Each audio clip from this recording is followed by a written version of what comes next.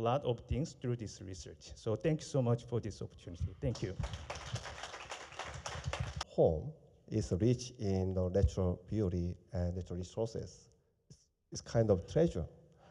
These treasures belong to not only to us, but also for future our generations.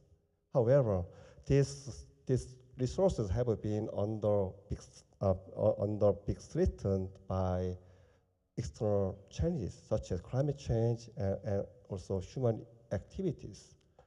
So this studies introduce an integrated modeling approach to describe how land-based pollutant affects on Guam's society and Guam's coastal environment. So through these activities, through these frameworks, my aim is to better predict how the pollutant move and how to recognize, how to identify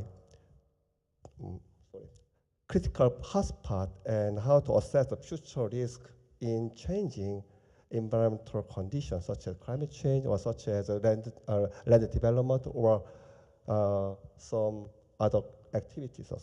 So finally, this work is intended to support the informed management decision and strengthen conservation effort and protect long-term resilience of Guam's coastal area and Guam's reefs and Guam's coastal community. Thank you. Thank you so much, Dr. Chris. Again, we're seeing a pattern here, as we mentioned, right? These are projects that are going to impact our communities and make life easier and better for us in the long run with the research. So we're so glad to have all of you on board for this. This next individual, of course, is going to talk about building.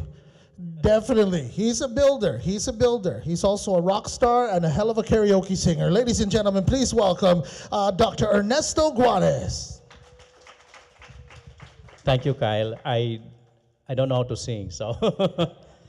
But anyway, thank you for this opportunity. As a background, when I arrived on Guam, my topic really is on advanced materials. So I work on fiber-reinforced polymer composites. Those are advanced materials that is really adaptable for coastlines. So these materials doesn't corrode.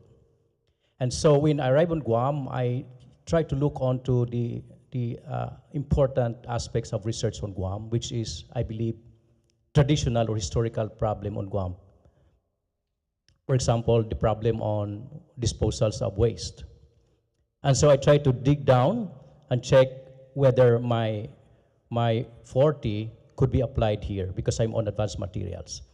And so knowing this opportunity, what I did is I tried to work on how we can protect the coastlines.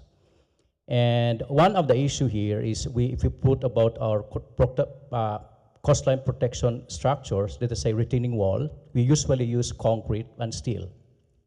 But the problem with steel is once salt water intrudes, it weakens, and so it will be totally damaged, especially with the changes of, let us say, the changes of the tides.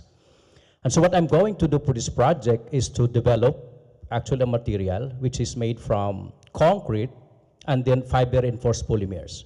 They are suitable because it doesn't corrode. And also, since it doesn't corrode, I can utilize seawater. In that way, we'll be able to at least save our freshwater resources here. But the problem is, how are we going to design them? So those are the things I'm going to find out. I'm going to work on the design criteria so that once we have those effective way of designing them, we'll be able to use this on Guam and neighboring islands. So that's all my project for this one. Thank you for this opportunity. All right, with that said, ladies and gentlemen, again, we're super excited to see where this research goes. And remember to follow us on social media at UOG-CIS or UOG Grant, and we'll be able to keep you updated as these researchers dive on in to save just everything that they're working toward. One more time, let's get a round of applause, please, for our amazing researchers. Ladies and gentlemen, now revealed for 2026 here at the University of Guam Center for Island Sustainability and Sea Grant. All right, gentlemen, if I could ask you now to please, let's take a quick picture.